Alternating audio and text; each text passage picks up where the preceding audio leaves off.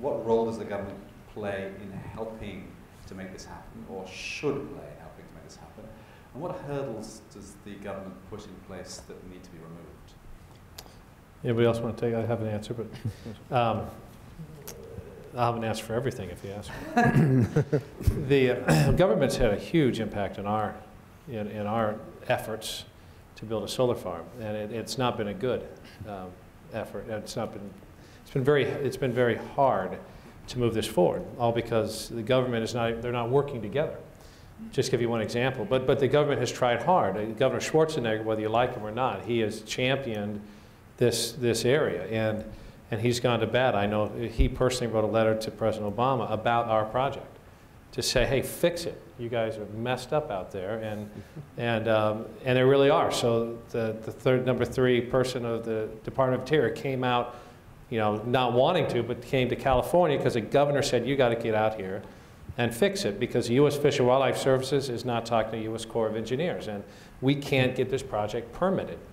The process that I'm going through now in CEQA has just killed many projects here. It's a great thing to the environmental protection, but it's a killer to do projects in California. So the government can help us by trying to streamline the processes to get these through.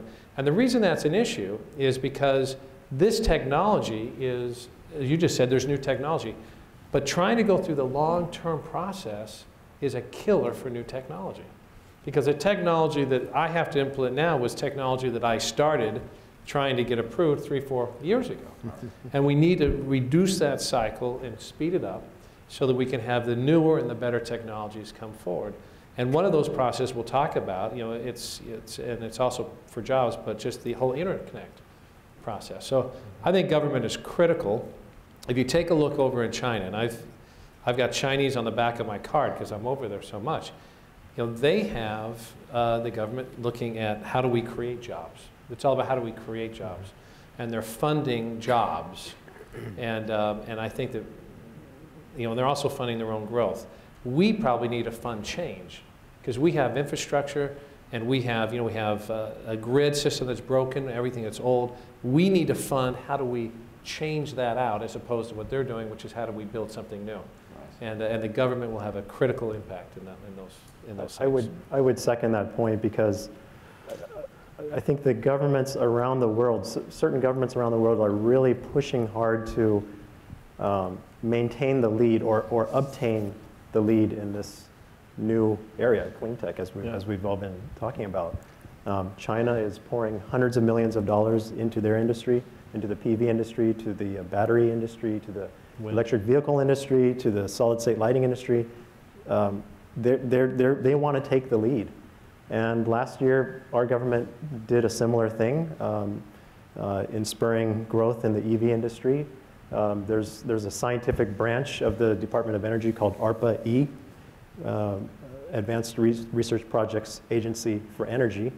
And they've kind of acted as somewhat of a government-run VC firm, picking out future technologies to fund. Applied Materials we were awarded one of their awards for battery development. And so I think the government has an absolutely critical role to play, and companies simply have to figure out how to work with them. For example, for us, we have a large government affairs office that tries to keep up with policy discussions and keep the relationships alive with certain members of Congress, et cetera.